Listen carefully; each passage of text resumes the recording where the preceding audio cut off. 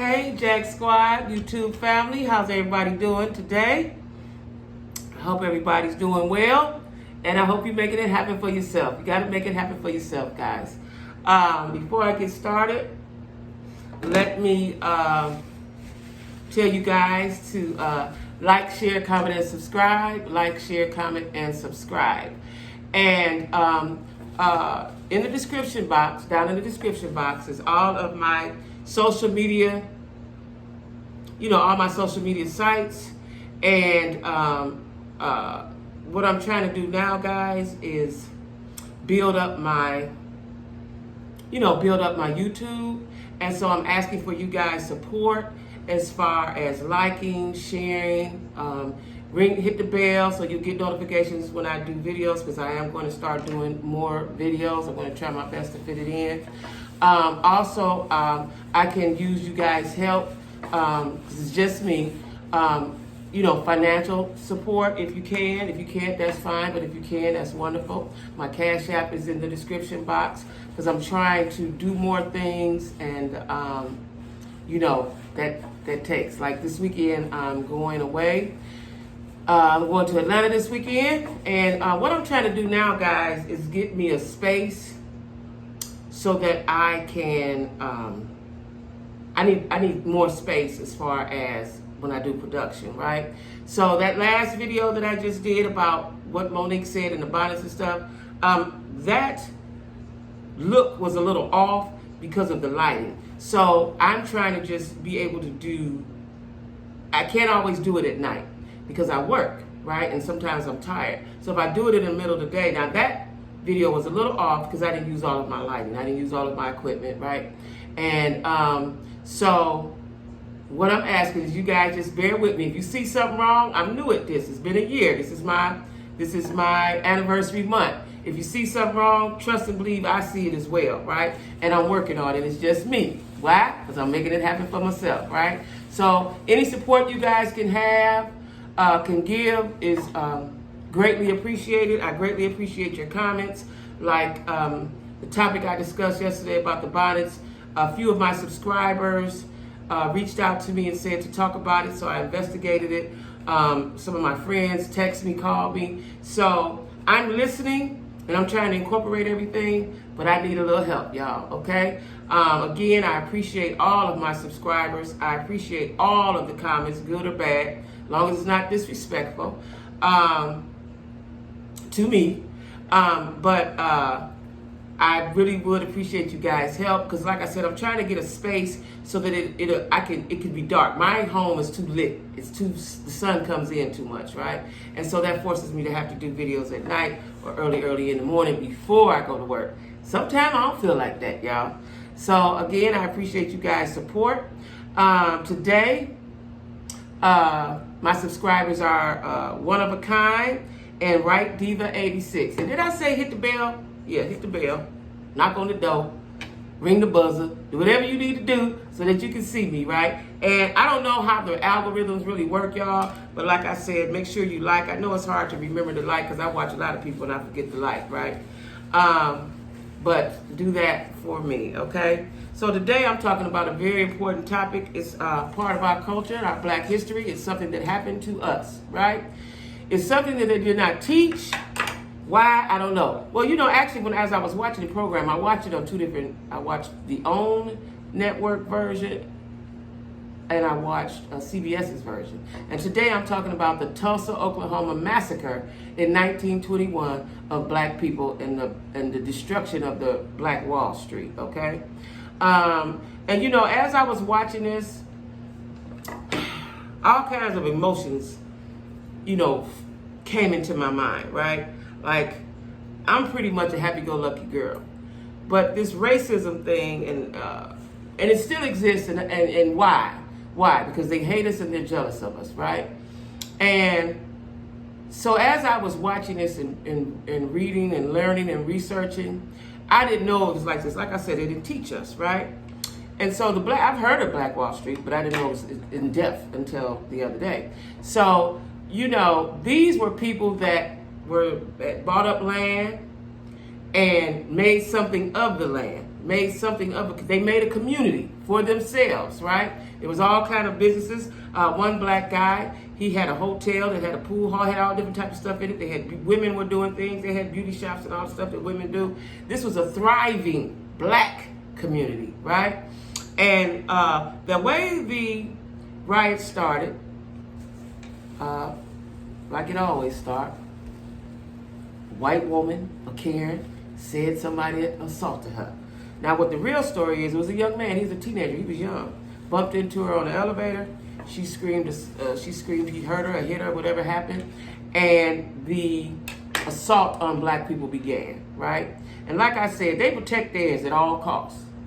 At all costs, right? And so what they did was they looked for the boy and they deputized some regular folks, right? Billy's, Bobby's, Junior's, Jethro's. They deputized them and they went amok. And they talked to, there's two ladies that's still alive now. One is 106, one is 107. They were kids when this happened. And they described the horror that they felt, right?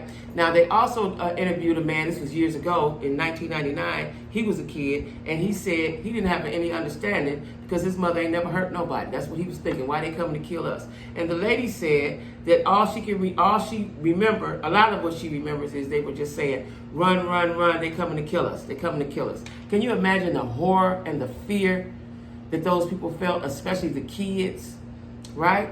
And so it was also stated, now this is what they did.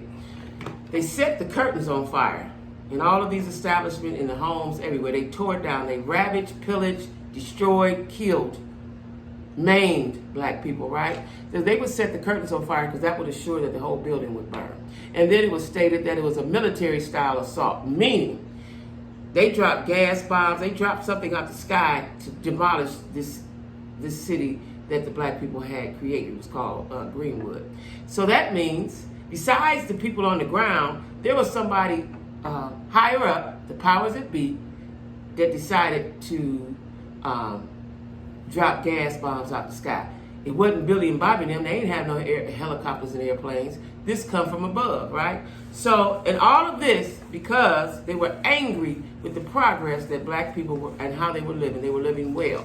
When they showed the pictures, like I said, I saw two different things because this is the 100th anniversary. This happened May 31st, June 1st, and that's another thing. This went on for 18 hours. Can you imagine being fearful and scared out of your mind for 18 hours? And so they talked to some descendants of these people.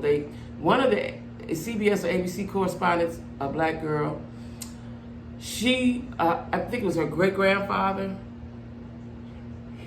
owned a lot of things. And then there was another guy, I forgot what he did. His great-grandfather, his uncle, I think it was his great-grandfather, owned the hotel. There were hotels, there were theaters, there were everything. It was self-contained, self-maintained, right there in that little piece of Tulsa, Oklahoma called Greenwood, right? And the people didn't like that. And so because this white woman said that that little boy had did something to her and harmed her in some sort of way, they went amok. And you know what kills me is everybody has some savage in them, right? So during the George Floyd and the rioting and protesting, and we ran amok, we get it from y'all. Y'all started it. We're peaceful people by nature, right? And they never want us to have anything, right? And if you get something, they want to take it. Now, let me tell you, I've watched, so like I said, this was on CBS and on the Oprah channel. And in CBS, Gayle King was the moderator. You know, I guess they think Gayle and Oprah are the only ones who can tell us something, right? But Soledad O'Brien has a series, I can't remember what it's called, about black people. And what I didn't know that I know now that I'm down here, especially in South Carolina, so there's a rich history in the Carolinas, especially South Carolina, like I said, because this is where the slave trade happened, on the coast of South Carolina, right? So a lot of people, the descendants are still here, and they have a lot of land. And I've met people that have a lot of land, but it's for the whole family, right? Nobody owns more than the other, right? They own this parcel of land. It could be acres, a few acres, or it could be a lot of acres. But what I've noticed is that they don't properly use the land. I've met so many guys who live in trailers because this was the land from their descendants. And a lot of times, especially, I've met quite a few, not quite a few, but a few Gullah Geechees. We call them Geechees, they're called Gullah Geechees, right? And their dialect is different. They speak very fast, it's hard to understand them, right? They are direct descendants from the, I want to say, West Indies people that came over on the water, and it's in South Carolina. And they, like Charleston and all that, right? And they have lots of land. And they usually live together, communally, right? And they have trailers on this land. Now, what I noticed, though, is that a lot of these people don't upgrade the land. It's just like it was, right? They got a trailer on it, and they don't upgrade. And so, I know several families like that, several people like that. They don't upgrade the land. Some of them don't even have driveways. They got their trailer that's paid for, and they got the land. They got all these acres of land, they're not doing nothing with it, right? What has to be taught is how to be economically sound and how to make safe, smart decisions regarding the land that you have. Now, on the Soledad series that she wrote, I can't think, When We Were Black, I can't think of the name of the series, but anyway, I got it recorded. Next time I talk to you guys, I'll tell you what it's called and what channel it's on, so you can watch it on demand. Now in South Carolina, because these people have so much land, they want to take the land and use it as tourists. So now they're taking the land from the people. They make the laws to suit them. And so now they've taken the land, so they just have a small parcel in this one area. I can't remember where it is. But that's what they do. They take what we have, and they create a law to take it. Like up north, it's called eminent domain. I think it's called something else down here, right? That gives them the advantage to acquire the land from the people. And like I said, it's usually family owned. So if it's 13 descendants, or 10, 5, 18, 20, they all own the land, right? And this one episode I was watching, it takes one person to want to sell it and cause an uproar, right? It's always one in a bunch, always one. And land is very valuable. And what I'm saying all this to say, the black people back then knew how valuable land was. They knew what it meant to grow. And as I was watching, the one black girl that was a correspondent, she said that this is why we don't really have generational wealth, because every time we start something, they take us from. She said, could you imagine where her family would be now?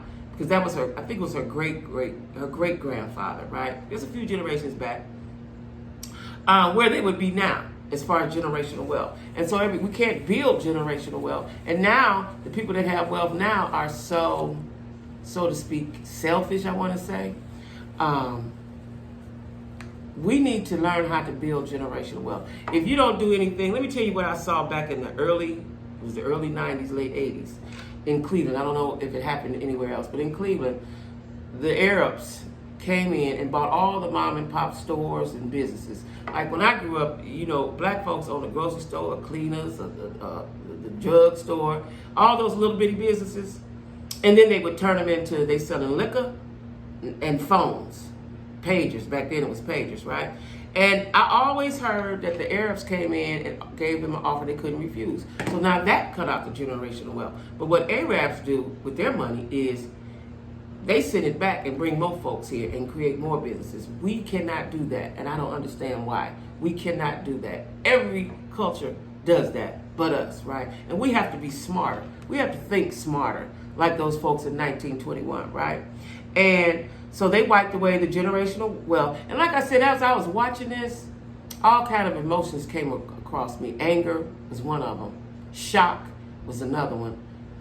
Horror was another one. And still today, they're still killing us for no reason. Still today. 100 years later, they still killing us, right? And it's allowed. It's permitted. This is all about hatred and jealousy. Now let me say this. I don't know any black folks, no black families that teach hate. I don't know any, right? We don't teach hate. Now we might teach you that if somebody hit you, hit their ass back, white, black, green, or blue, right? We don't teach hate in our homes. I've never had anybody just actually sit down and teach hate. White folks teach hate. That's generational. The hate is generational, right?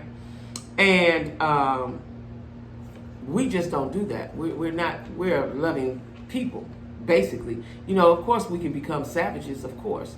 But if you keep stepping on somebody's neck, and they have nowhere to turn and nothing to do, you're going to turn them into an animal.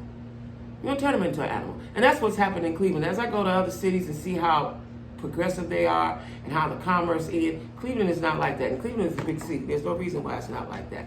And that's why it's so much violence, and the violence continues all day, every day.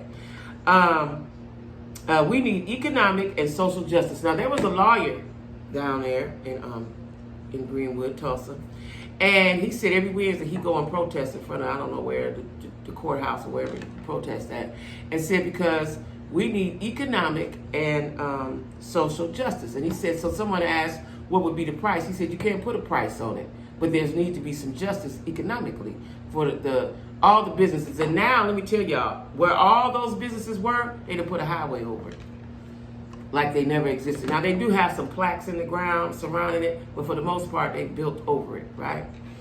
And so they said, well, why they don't ever talk about it? They said because it was so horrible, they never, they don't discuss it. It was such a horror, they don't discuss it, right?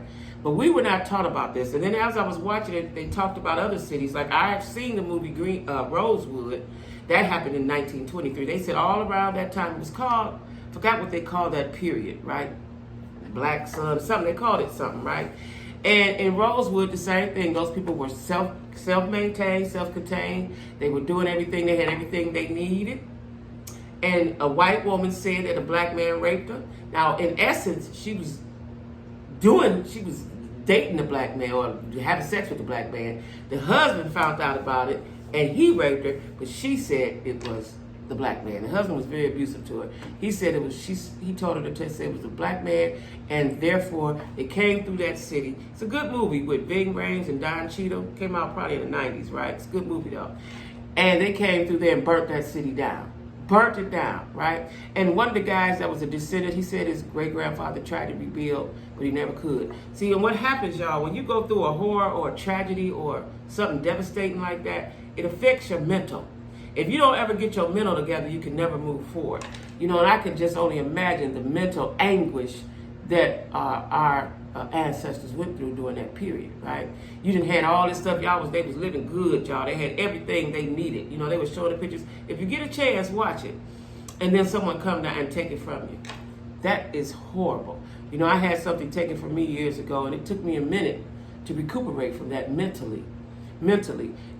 Sometimes it was all I could do was to get up, to just get up, right? So I can only imagine what these people went through, all the death and destruction and pillage and ravaging that going on around them. Also, now this is the kicker. So all those people had insurance. Now, people that's my age, a little bit younger, a little bit older, they know back in the day, insurance man came to your house. So everybody, whoever the grandmama, big mama, auntie, she had a little change right there waiting on the insurance man to pay the insurance. Black folks did that back then, right? And the insurance companies did not pay out. And the reason that they didn't pay out, because they called it a riot instead of a massacre. Like it was our fault. So they did not pay them people for all that they had. And they had a lot. They was theaters. One black lady had 3 theaters. They had a hotel. They had all kind of businesses, right? A lot of space, a lot of land, right? So the insurance company wouldn't pay them. Because, like I said, they called it a riot and not a massacre. Now, y'all, this is what I want y'all to do. I want y'all to look this up, Google it, watch the shows. Like I said, CBS had one with Gayle King moderating, and then that's where they're talking to the ladies that are 106 and 107. And then Oprah had one as well. And those ladies, one lady said it was the worst thing to date she's ever experienced. She was 107 years old, right? And I want you all to research this. We got to know our history. We got to know where we come from so we'll know where to go or not to go, okay? And they didn't teach us stuff. There's a lot of stuff I learned once my kids got to school. They definitely didn't teach us. All we knew was George Washington. What did he do, chop down the cherry tree? They didn't teach us stuff. Harry Tubman didn't get up off the bus. They didn't teach us this stuff. I didn't know that Gary Morgan created the stoplight till my oldest son went to school. Like, it's important stuff. We are the most creative, inventive, hardworking people, right? We can dominate in everything. Sports, if they would allow us economically, we can dominate in anything. We can make do. We used to make and do without, right? So we know how to make do, right? and they try to stop us at every turn. Just like now, I'm gonna tell y'all something. It's systematic. So now, maybe they're still killing us, but just randomly. But they stop us. You know how they stop? When you go to jail, you got a record. When you go to penitentiary, your credit score. It's all kinds of ways they block you, right? Your credit score, your criminal background, your credit score. How do you get penalized because you don't make enough money to pay your bills, right? So you're never given the opportunity to advance. And this will be in my book. I went away for a while, and it took me years, right? Still now, I could apply for something now, and they might not fool with me. It's been so years. It's been 25 years. It's been a long time, right?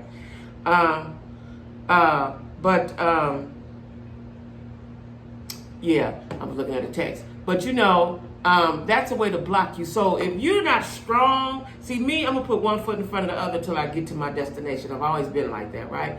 But average people, most people, some people are not like that, right? So if you put a block up and they can't get over it, like me, I'm gonna go over, under, around. I'm gonna do whatever I need to do to get through that door, right? And it can be frustrating and it can be hard. So a lot of times when you see people on the streets and they're bums, as we call them, it's because they gave up on life. They gave up on life. It's just too damn hard. You know what I'm saying? Because life is hard. But you got to keep going. You got to keep moving. And these black folks, some of them, they were not really ever able to rebuild. It's too devastating. Too devastating. So, we have to overcome all these hurdles, y'all. Just like our ancestors did. That's why I made that video about taking pride in yourself, right? Because we already got the chips stacked against us. They already stacked against us. So you got to put your best foot forward in everything that you do, right? But like I said, y'all, if y'all get a chance,